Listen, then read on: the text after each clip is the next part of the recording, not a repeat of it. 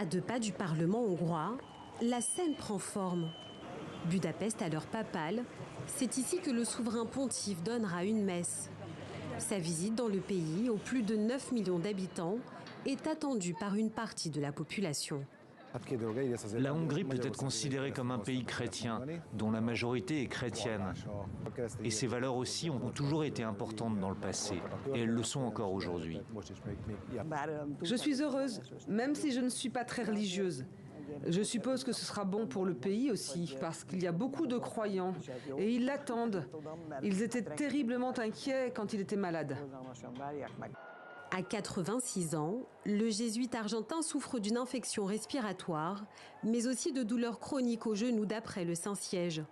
Sur ces images, il peine à se déplacer, mais le souverain pontife tient à officier, comme un sacerdoce. Au programme de ces 3 jours de visite, le pape François rencontrera le Premier ministre nationaliste Viktor Orban, au pouvoir depuis 2010.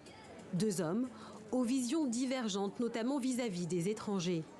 Alors que le souverain pontife plaide pour les droits des réfugiés, Viktor Orban, lui, mène une politique anti-migrants et promeut une civilisation chrétienne. Les 2 hommes évoqueront aussi la guerre en Ukraine.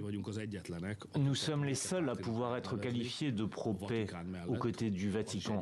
Ce dernier, après tout, est aussi un État, même s'il n'est pas membre de l'Union européenne.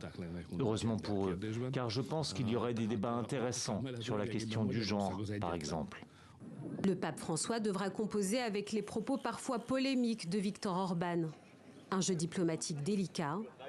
Avant son déplacement, le souverain pontife a pris soin de se présenter en ami et frère de tous.